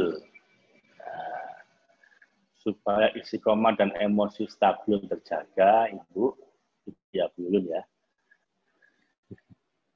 Latihan. Nggak ada cara lain, Bu. Latihan. Dan terimalah diri Anda kalau ada kurang-kurangnya. Jadi ginilah Bapak Ibu, jangan jadi orang perfeksionis dalam ibadah. Kepingin semua serba sempurna. Kenapa? Allah juga nggak suka kok lihat orang yang semua serba sempurna. Kenapa? Karena Allah udah punya pengalaman dengan iblis. Iblis itu dulu ibadahnya sempurna. Seniornya malaikat. Tapi apa efeknya? Jadi sombong. Itu disuruh hormat sama Adam, nggak mau. Nantang Allah malah. Dan lagi pula Allah juga udah punya banyak makhluk yang sempurna ibadah. Tok istiqomah, nggak pernah maksiat, nggak pernah telat ibadahnya. Namanya malaikat. Allah udah punya banyak. Jadi Anda nggak perlu nambahin lagi jadi malaikat. Ya, jadi jangan perfeksionis dalam ibadah. Ibadah aja yang rileks, Bapak Ibu. Jangan terlalu serius. Nabi itu puasa Senin Kemis apa rutin? Enggak, karena lihat hadisnya. Ya Senin Kemis kadang-kadang juga enggak puasa. Ada tamu berbuka puasa. Ya toh? Jadi rileks ibadahnya. Apa Nabi terawih terus 30 hari? Loh, beliau kadang-kadang terawih depan orang, tiba-tiba nggak terawih depan banyak orang. Kenapa? Karena beliau nggak kepingin terawih itu dijadikan kewajiban. Jadi kalau saya ini apa ya, Bu? Ikut mazhab aliran yang mudah. Ibadah itu harus dibikin bahagia.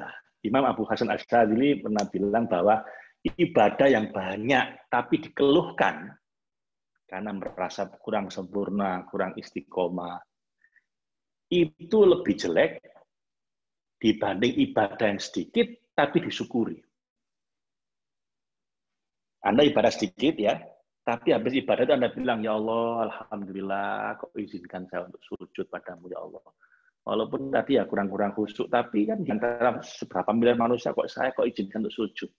Alhamdulillahilladzi hadana li hadza wa ma kunna linahtadiya laula an hadanallah. Anda hati benar tuh. Anda habis bisa sholat 2 rakaat saja. Anda bilang, ya Allah, terima kasih kau berikan saya kemampuan untuk ibadah. Taufik dan hidayah untuk ibadah di antara miliaran manusia nggak mau sujud, kok saya kau pilih mau sujud ya Allah.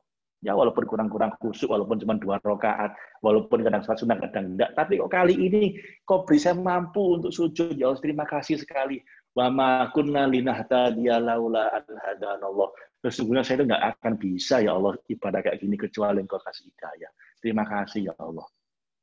Itu walaupun 2 rakaat Bapak Ibu, lebih dicintai sama Allah dibanding Anda sholat tahajud 12 rakaat, tapi habis 12 rakaat bilang gini, waduh, ibadah saya kurang sempurna tadi itu kayaknya kurang khusyuk ya Allah, gimana ini saya nggak kurang sempurna ya Allah, nggak bisa istiqomah loh. Habis ibadah mengeluh. Itu Allah nggak suka, Bu. Kamu itu udah bisa ibadah 12 rakaat, itu kekuatannya dari Dari aku, dari katanya Allah. Ngapain kau pakai mengeluh? Makanya Imam Abu Hasan Asyadzili, gurunya Ibnu Athaillah As-Sakandari, kakek gurunya ya, yang mengarang kitab Al-Hikam, beliau bilang, mending ibadah sedikit tapi kamu syukuri, itu lebih baik dibanding ibadah banyak tapi kamu keluhkan. Jadi Bapak Ibu, berhentilah Anda punya perfeksionisme dalam ibadah. Itu nggak kebagusan. Gitu loh Bapak Ibu ya. Jadi yang banyak syukurnya. Anda bisa ibadah, alhamdulillah. Besok umat malesnya nggak ibadah, ya sudah diterima. Lo yourself to be human. Besok bisa ibadah lagi, disyukuri lagi. Karena toh pada akhirnya kita ini masuk surga karena rahmatnya Allah, bukan karena banyak-banyakan ibadah. Ya, so, Bapak Ibu, kalau saya alien seperti itu, saya dulu punya alien seperti yang ini, yang pengen sempurna semua ini.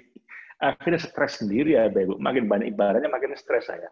Karena perfeksionis, selalu aja ada yang kurang. Udah hatam Quran sebulan sekali masih merasa bersalah. Kenapa? Kenapa nggak bisa seminggu sekali hatam? Akhirnya saya bikin seminggu sekali hatam.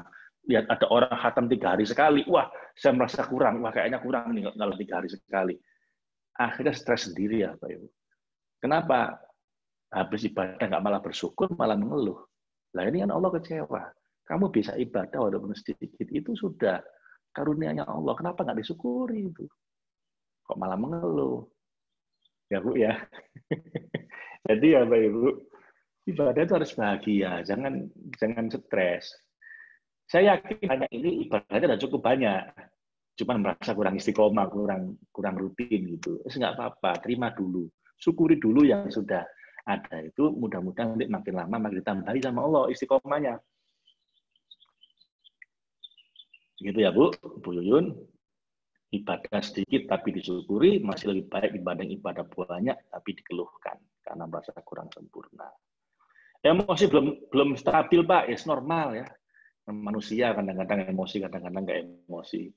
Kan gitu ya Bu. Makanya dilatih terus. Jadi bagaimana caranya? Latihan, sudah. Saya nggak latihan Pak. Latihan dan syukur. Disyukuri ketika berhasil, ketika belum berhasil ya latihan lagi. Nggak perlu mengeluh, nggak perlu menyalahkan diri, nggak perlu mengasihani diri. Itu ya, Bu Yuyun.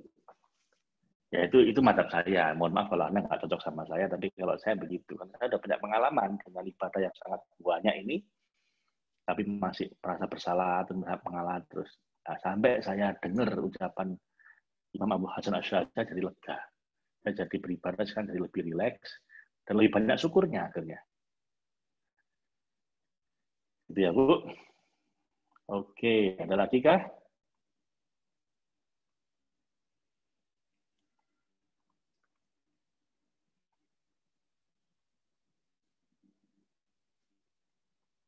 Mengapa ibadah harus rileks, padahal ibadah itu harus serius, seolah-olah akan mati? Pengertian di sini apakah ada dalam ibadah atau bagaimana? Pengertiannya Bu harus banyak disyukuri. Sesedikit apapun ibadah Ibu itu harus disyukuri karena itu karunia Allah. Dan jangan mengandalkan ibadah Anda. Sebanyak apapun ibadahnya, kita harus merasa bahwa hanya rahmatnya Allah yang bisa bikin kita masuk surga. Ada seorang abid ahli ibadah dulu yang 80 tahun usianya, ibadah terus, nggak pernah lepas dari ibadah. Bahkan beliau menyepi di hutan supaya nggak pernah maksiat, supaya bisa istiqomah ibadah terus. Sampai suatu hari menjelang wafat, didatangi malaikat, dan dia dibilang, silahkan Anda masuk surga dengan rahmatnya Allah. Nggak terima beliau ini.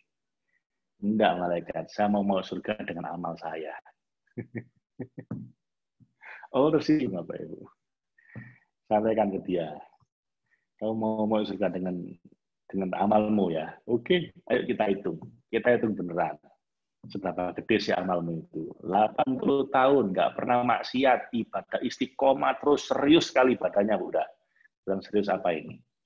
Begitu dihitung bener sama Allah, tidak cukup untuk menebus nikmat 1 biji mata. Ya, ibadahmu yang banyak itu hanya untuk menebus nikmat 1 biji mata, itu baru impas. Bagaimana dengan matamu yang satunya lagi? Bagaimana dengan nafasmu? Bagaimana dengan jantungmu? Bagaimana dengan bisa makan tiap hari? Bagaimana kamu bisa bernafas? Dihitung semua tekor apa itu. Jadi nggak mungkin, jangankan masuk surga. Untuk menebus nikmat yang sudah ada, nggak cukup. Sementara masuk surga itu abadi. Nikmat kita, berapa lama sih kita hidup? 80 tahun paling. Jadi nggak cukup. Jadi ada mau ibadah sekuat apa? Nggak bakal cukup hanya untuk menebus nikmatnya Allah, apalagi untuk masuk surga. Jadi kita ini ibadah buat apa Pak kalau gitu? Ya karena perintahnya Allah ibadah. Demi cinta kita pada Allah. Tapi untuk masuk surga itu hanya dengan rahmatnya Allah. Jadi jangan terlalu mengandalkan ibadah kita. Ibadah yang banyak silakan, tapi jangan bersandar di ibadah kita. Nggak cukup, Bu. Kesimpulannya bagaimana Pak? Ibadah rileks itu ibadah yang entah sedikit, entah banyak, Anda syukuri. Lalu jangan terlalu sepanjang ibadahnya. Dibikin dinikmati, gitu loh. Ya kayak pengantin baru loh, Bu. Dinikmati. Ini tanda cinta kita sama Allah. Dinikmati. Capek istirahat. Ya. Jangan terlalu dibikin berat. Itu kalau saya, Bapak Ibu. Ya, mungkin ada ulama lain yang punya pendapat lain yang boleh-boleh saja ya. Tapi kalau saya begitu, ibadah sedikit yang disyukuri masih lebih baik dibanding ibadah banyak tapi Anda keluhkan. Itu, Bapak Ibu. Ada lain lagi kah? Kita lanjut ya. Yang keempat sekarang. Give your loving kindness to others. Nah, ini kebahagiaan dalam hal hubungan dengan orang lain. Relationship happiness. Itu bagaimana, Pak? Nah, kuncinya adalah kalau Anda bisa meniru akhlaknya Nabi, yaitu laqad ja'akum rasulun min anfusikum. Telah datang padamu rasul yang mirip sama kamu. Nah, jadi bukan malaikat. Beliau ini manusia biasa, ya bisa ngantuk, ya bisa lapar, ya bisa emosi. Tapi bedanya apa dengan kebanyakan dari kita? Apa istimewa beliau? Azizun alaihi ma'anittum. Beliau ini nggak tegaan lihat orang lain. Kalau ada orang lain menderita, beliau ikut merasa susah. Jadi empatinya tinggi. Harisun alaikum, beliau ini lemah lembut kalau berbicara. Bil mu'minina ra'ufur rahim. Dan pada orang mukmin beliau ini loving kindness. Jadi ra'ufur rahim, punya welas asih. Maka Bapak Ibu, kuncinya bahagia dalam hubungan dengan orang lain itu adalah kalau kita punya welas asih. Kita punya ra'ufur rahim dengan orang lain. Terutama orang-orang dekat, dengan suami, istri, anak, menantu, dan kerja. Kadang ada orang-orang itu sangat ramah sama orang lain. Ibaratnya apa? Pramugari. Kalau sama orang lain ramah, Bapak Ibu. Ya. Tapi seringkali kita sama orang-orang dekat kita malah ketus gitu. Apa ketus dalam bahasa Sundanya, Bapak Ibu?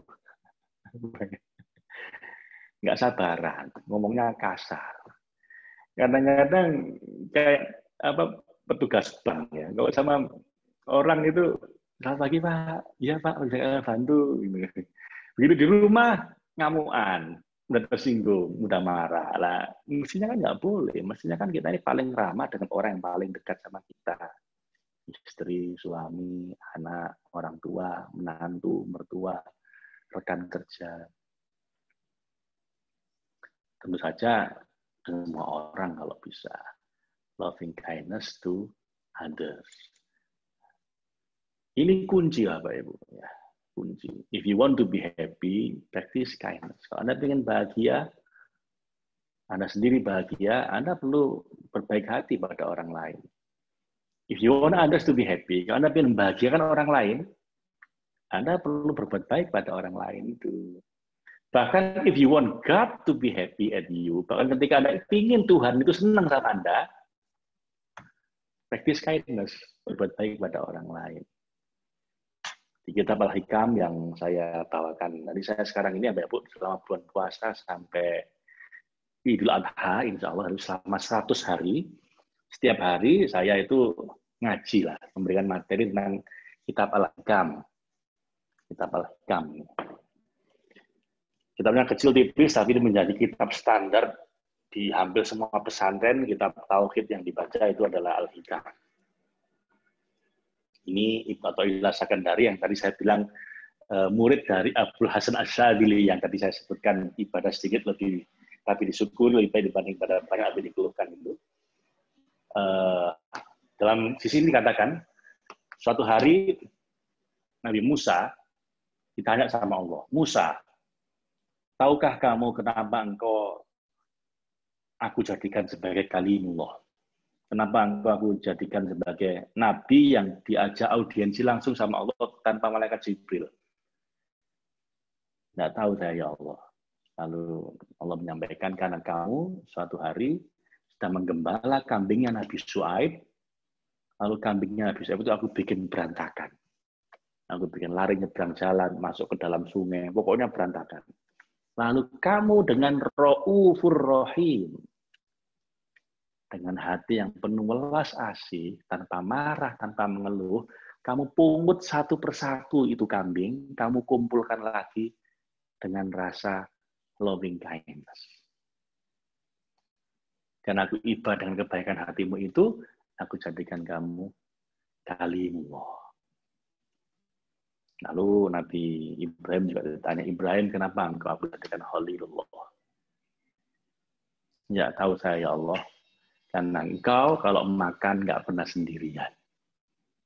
Jadi traktir orang, kalau kenyang nggak mau sendirian. Kalau nggak ketemu orang, nyari binatang yang bisa dikasih makan. Jadi nggak pernah kenyang sendirian. Muhammad, kenapa enggak kamu jadikan sebagai Sayyidul Anbiya, sebagai pemimpinnya para nabi? Nggak tahu saya, ya Allah. Karena kamu itu Muhammad, bukan karena ibadahmu, ibadahnya walaupun ibadahnya paling banyak. Sampai akhirnya bengkak. Bukan karena darah biru, walaupun beliau sebagai suku Quraisy yang dihormati. Bukan karena kaya, walaupun beliau waktu menikah, mas kawinnya 40 ekor onta. Bukan karena pinter, walaupun beliau fatonah, cerdas. Kenapa, ya Allah? Karena hatimu yang paling baik. Ayat ini, laqad ja'akum rasulun min anfusikum azizun 'alaihi ma 'anittum harisun 'alaikum bil mu'minina raufur rahim. Jadi seringkali yang ini ya, Bapak Ibu, ini yang paling bikin Allah turun rahmatnya. Bahkan dalam sebuah riwayat ada seorang pelacur Bapak Ibu, yang tiap hari berbuat dosa besar. Itu hanya gara-gara ngasih minum anjing. Anjing loh, bukan manusia, anjing. Tapi dengan hati yang penuh welas asih, lalu Allah pun iba sama dia. Malaikat, saksikan ya, aku maafkan dosa-dosanya, masukkan dia ke surga. Irhamu man fil ard, yarhamukum man fis sama. Kalau kamu menyayangi yang di bumi, engkau akan disayangi yang di langit. Bahkan anjing apa ya, Bu? Bisa menggugurkan dosa. Ya nggak bisa jadikan pedoman, kemudian orang bisa melacurkan diri sambil kasih minum anjing tiap hari. Jadi hilang dosanya. Nggak kayak begitu apa ya, Bu? Ngambil hukumnya nggak kayak gitu. Tapi itu sebuah contoh bahwa Allah itu sangat mudah iba pada orang yang punya hati nggak tegaan sama orang lain. Dan seringkali ini dibobot lebih gede sama Allah dibanding ibadah mahdoh. Saya punya banyak bukti ini. Ada banyak ritual ibadah, Bapak Ibu, yang kalau Anda salah, itu tebusannya dengan berbuat baik pada orang lain. Misalnya, puasa-puasa gini, Anda siang-siang berhubungan suami istri. Itu kan dosanya sama Allah ya. Hubungan suami istrinya halal, cuman di bulan puasanya itu yang salah. Di siang hari bulan puasa itu yang salah. Akhirnya hukumannya apa, Bapak? Puasa 2 bulan berturut-turut oke. Tapi ada juga hukumannya apa? Ngasih makan fakir miskin 60 orang. Tuh kan? Salahnya sama Allah, tebusannya dengan berbuat baik pada orang lain. 60 fakir miskin. Lagi, Anda lagi umroh, lagi haji ya, Bapak Ibu. Lalu Anda melanggar larangan ihram. Pakai minyak wangi misalnya, atau Anda mungkin Larangan ihram Anda langgar. Tebusannya apa? Bayar dam. Bayar dam itu apa? Salahnya sama Allah nih, bayar damnya itu apa? Apa Anda ngapain? Tawaf 1000 kali? Enggak. Disuruh apa sama Allah? Nyembelih kambing. Lalu kambingnya bagaimana? Dikirimkan ke surga? Enggak. Dibagikan ke fakir miskin. Tuh kan? Salah sama Allah, Anda tebus dengan berbuat baik pada orang lain. Ada beberapa, enggak semua sih, tapi ada kayak gitu. Sementara Anda salah sama orang, itu nggak bisa ditebus dengan beribadah. Anda utang, lalu Anda bilang, Pak, saya utang 10 juta, lalu diutangi nggak mau bayar. Enggak, Pak, saya nggak akan bayar, saya tebus dengan 1000 rakaat. Bisa nggak? Nggak bisa. Bahkan kata Nabi, orang mati syahid pun gugur di medan perang, kalau masih punya hutang, status syahidnya pending sampai hutangnya dibayar. Jadi nggak bisa, Pak Ibu. Oh, itu banyak contohnya. Pelacur tadi ya. Ini salah sama Allah itu. Ternyata masih minum anjing dikasih. Nah, kebalikannya ada riwayat hadis yang lain, ada sahabat Nabi membanggakan tetangganya, seorang ibu-ibu yang ahli ibadah. Wes pokoknya untuk urusan ibadah, sahabat ini Nabi, tetangga saya ini, ibu-ibu ini untuk urusan ibadah. Waduh, top markotop, good marsogut. Nggak ada yang ngalahkan udah. Untuk urusan puasa sunnah, iktikaf, zikir, sholat sunnah, diborong semua sama dia satu kampung, nggak ada yang ngalahkan dia kekhusyuannya. Nabi cuma tanya satu, sama tetangga bagaimana? Nah ini Nabi, itu masalahnya. Untuk ibadah top markotop, untuk sama tetangga jahat. Jahatnya apa? Loh, jahatnya itu nggak mukulin orang, Bu. Nggak nyakitin orang dengan fisiknya. Cuman jahat dengan mulutnya. Jahatnya itu cuman suka menghibah orang lain, memfitnah orang lain, ngata-ngatain orang. Sehingga tetangganya merasa nggak aman, nggak nyaman bersama dia. Apa jawab Nabi? Hiya finnar, tempatnya neraka. Loh Nabi, lah terus semua amal baik dia sama Allah bagaimana? Habis. Habis untuk menebus kezolimannya pada tetangga. Tuh, Bapak Ibu. Seperti kayu dimakan api. Bahkan Nabi bersabda, nanti ya di akhirat itu ada orang-orang yang bangkrut. Siapa yang bangkrut? Yaitu orang-orang yang sudah dengan bangga sekali dengan amal ibadah yang banyak. Lagi puasa Ramadan gini, khatam Quran 3 kali. Terawih nggak pernah absen. Umroh 50 kali mungkin. Ada ibadahnya. Lalu bangga dengan bangganya mau masuk surga, di depan pintu surga dicegat oleh orang banyak. Sebentar malaikat, jangan boleh masuk. Ada apa? Sama siapa? Saya tetangganya. Emang kenapa? Ini dulu tetangga saya ini, malaikat. Suka ngata-ngatain kami. Ngata-ngatain gimana? Mentang-mentang dia kalau sholat subuh di masjid terus, lalu ada tetangga yang mungkin nggak sholat subuh di masjid, dia ngomong, tidur aja, nggak kayak saya. Dalam Al-Hikam, Bapak Ibu dikatakan, ibadah yang bikin Anda sombong, itu lebih jelek dibanding dosa yang bikin Anda jadi merasa hina di hadapan Allah.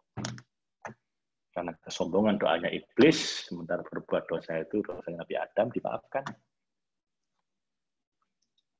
Akhirnya dikurangi. Mana? Ya udah kamu ganti, kamu omongin dia.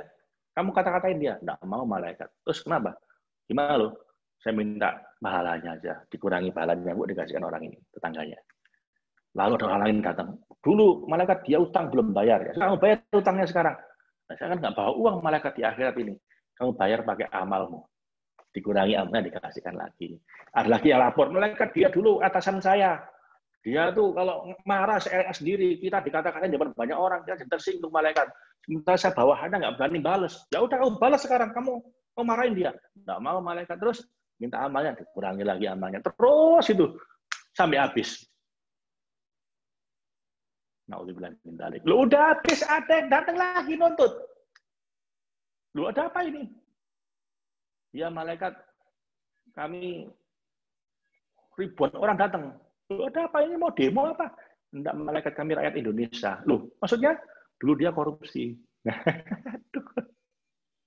Loh, jadi sampai ini Mas, waktu umroh itu dulu pakai uangnya siapa? Iya, malaikat korupsi bagian pengadaan. Menurut survei 43% korupsi itu di bagian pengadaan. Ya itu di markup harganya.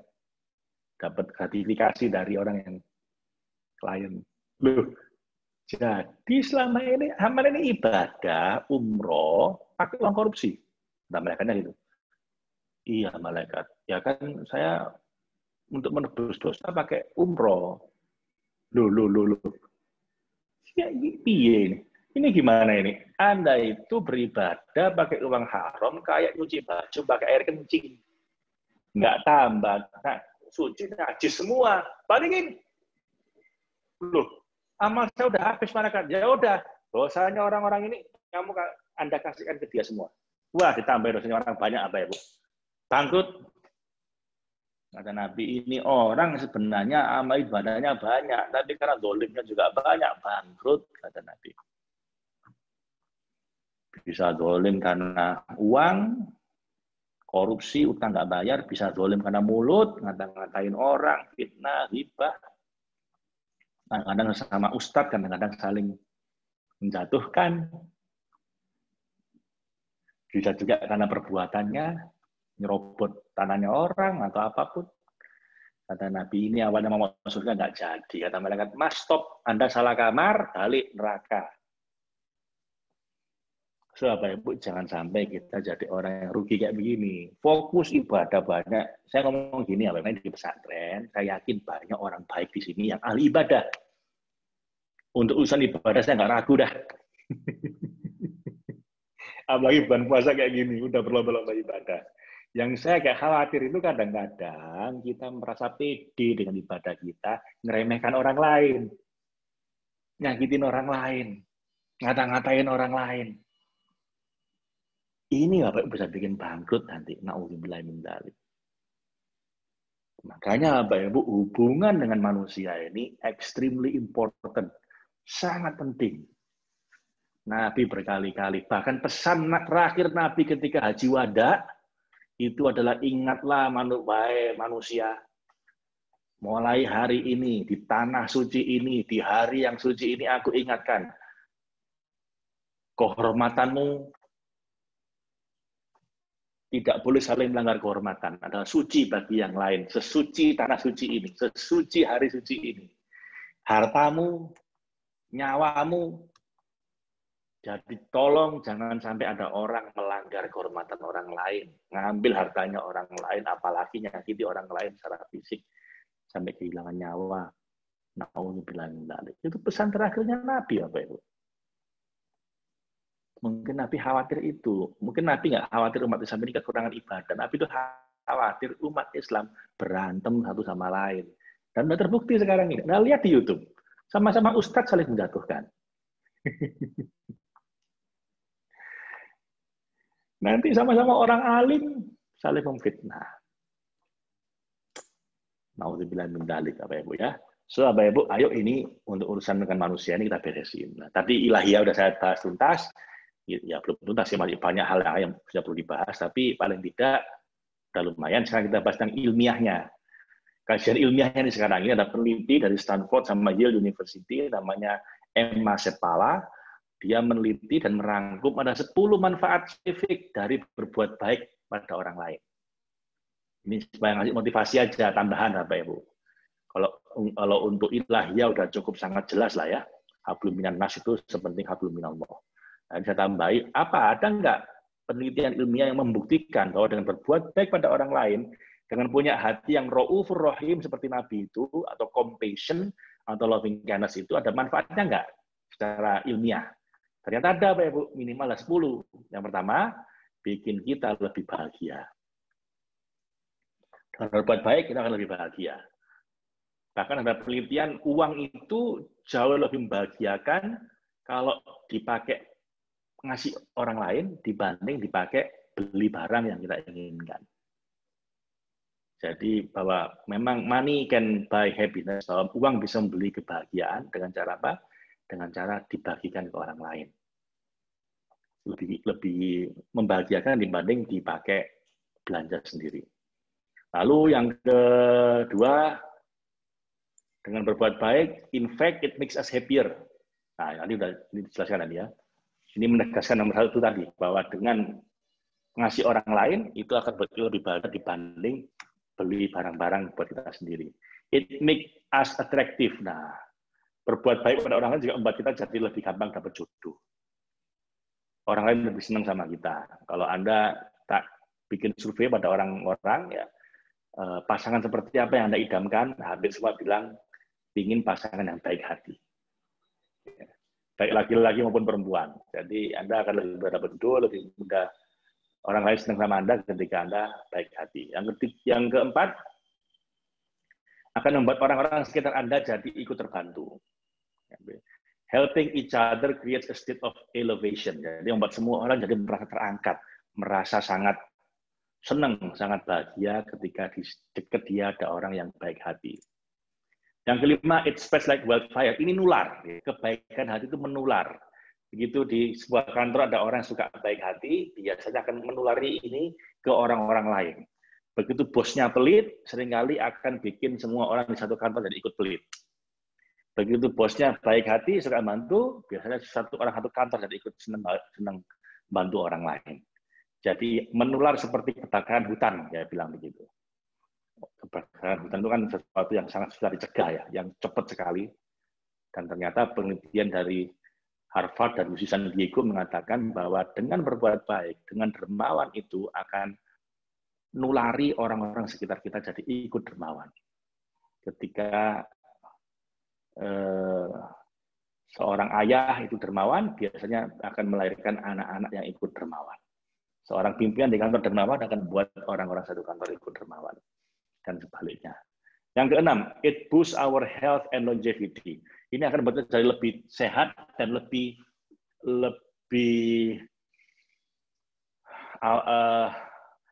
panjang umur. Longevity panjang umur ya.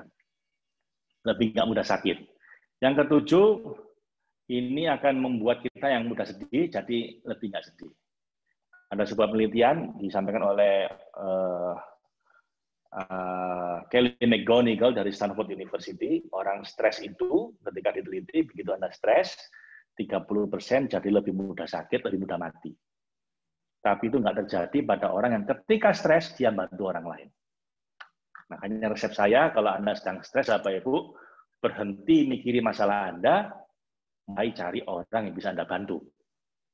Karena obat stres yang paling bagus adalah dengan menolong orang lain. Begitu Anda bantu orang lain, stres Anda akan turun. Itu kata penelitian ilmiah.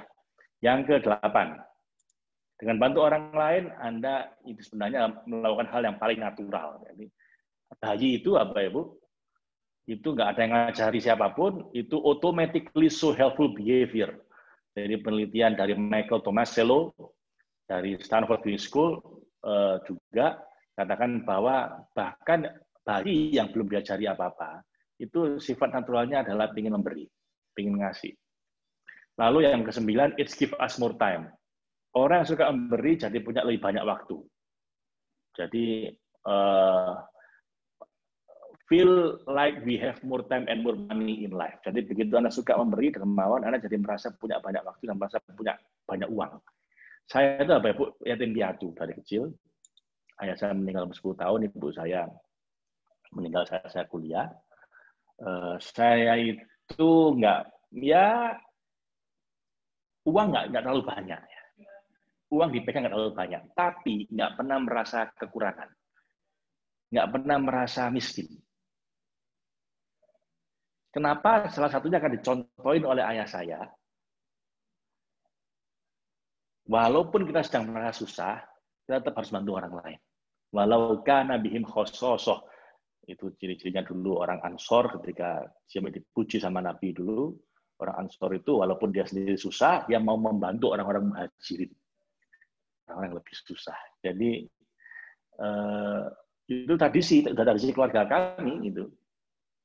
Walaupun nggak punya uang, walaupun susah ya kita we help each other even though we are in trouble. Nah, itu mutu kami itu.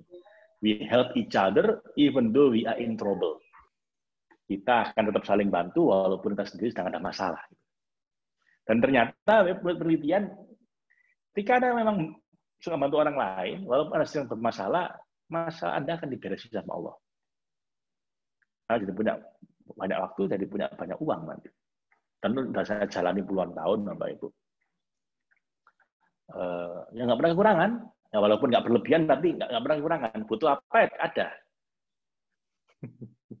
Saya butuh belajar nih NLP di Australia 1 bulan 50 juta ya. Ada, tiba-tiba ada aja uangnya. Padahal awalnya nggak punya uang, tiba-tiba ada aja uangnya. Kepingin ke Harvard dari SMA, tiba-tiba ada aja uangnya untuk bisa akhirnya bisa sekolah di Harvard. Jadi salah satu kuncinya kalau saya renungkan, ya karena saya nggak merasa miskin, nggak pernah merasa miskin. Nah, salah satu cara supaya nggak pernah merasa miskin adalah selalu merasa kaya, berbagi. Ya, terakhir, it's good for the environment. Tentu saja ini akan baik buat semua. Masyarakat, komunitas, bahkan untuk dunia akan jauh lebih baik kalau kita ini berbaik hati. So, Bapak Ibu, ada sebuah film pendek ya yang menarik itu dari Nas Daily. Dia bilang, apa sedekah yang paling banyak sedekahnya siapa? Konon katanya Bill Gates itu menyedekahkan 99% hartanya yang berapa ratus triliun itu. Mark Zuckerberg juga begitu, yang punya Facebook, yang lain juga begitu. Tapi siapa yang sedekah paling banyak? Yaitu pada bulan Ramadan, itu umat Islam secara kolektif itu rekor sedekah paling banyak di dunia setiap tahun. Di momen Ramadan ini sebenarnya adalah momen di mana terjadi momen sedekah yang paling banyak di dunia, mengalahkan semua Bill Gates dan lain-lain dijumlahkan. Karena ada ratusan triliun disedekahkan total di seluruh dunia ketika bulan Ramadan. Dan sekarang ini saya kira IPN juga memberikan Anda kesempatan yang sangat luas untuk berzakat, sedekah, infak, sedekah di bulan Ramadan. Dan saya kira itu cara paling cepat untuk bahagia, yaitu dengan bantu orang lain, dengan sedekah, dengan zakat yang Anda lakukan. Saya ini hampir nggak zakat malam, hampir nggak pernah, Bapak Ibu. Kenapa hampir nggak pernah?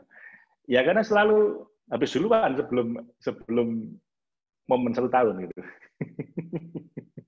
Jarang nyimpen sampai 1 tahun gitu. Jarang nyimpen uang numpuk sampai 1 tahun itu, ya hampir nggak pernah kayaknya. Bapak Ibu, puasa bangun empati dengan orang miskin. Puasa bangun empati dengan orang miskin.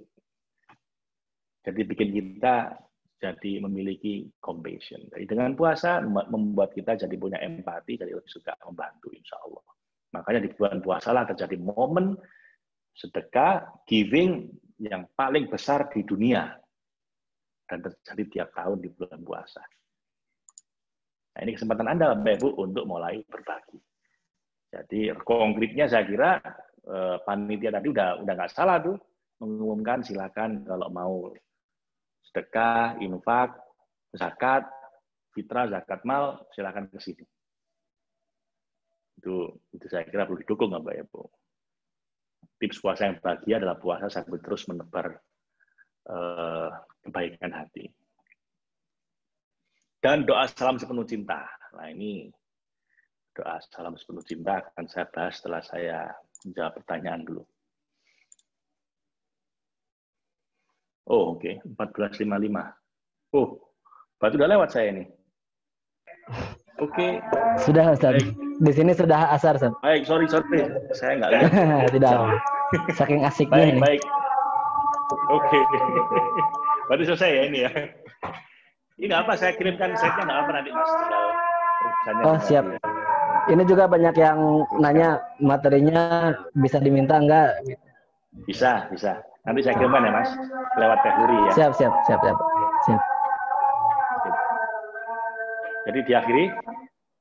Terima kasih Bapak Ibu. Assalamualaikum warahmatullahi wabarakatuh. Waalaikumsalam warahmatullahi wabarakatuh. Terima kasih pada Pak Ahmad Faiz yang telah memaparkan materi yang sangat luar biasa. Sampai-sampai waktu juga tak terasa gitu. Kita sudah hampir 2 jam lebih ini. Terhipnotis oleh pembicara yang sangat luar biasa. Mungkin karena waktu sudah semakin sore, mungkin ibu-ibu sudah harus kembali ke dapurnya masing-masing. Buka puasa. Karena buka puasa, ya. Mungkin untuk webinar pada hari ini kita cukupkan sekian. Dan untuk info untuk pembicara selanjutnya, mohon maaf dengan sebesar-besarnya karena semalam pembicara yang kedua Bapak Jamil tidak bisa hadir dan beliau mengucapkan minta mohon maaf yang sangat besar kepada semuanya karena tidak bisa hadir di acara webinar pada siang hari ini. Mungkin itu aja dari kami. Cukup sekian webinar pada siang hari ini. Kita tutup dengan lafaz alhamdulillah bersama-sama. Alhamdulillahirabbil alamin. Syukran lillahi ta'ala. Wassalamualaikum warahmatullahi wabarakatuh. Sekali lagi syukran Pak Ahmad. Terima kasih Pak Ahmad. Syukron. Sama-sama Pak. Saya kirimkan slide-nya ya ke Siap. Teh Luri ya. Nah.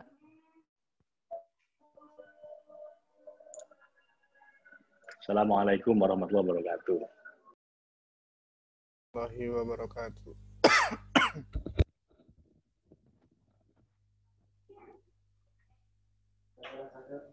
Yang ngejawabnya Pak Farid. Lama, materi kedua kapan? Kan di ujung. Itu dia pikir kalau nggak ada waktu nanti materi kedua nggak ada udah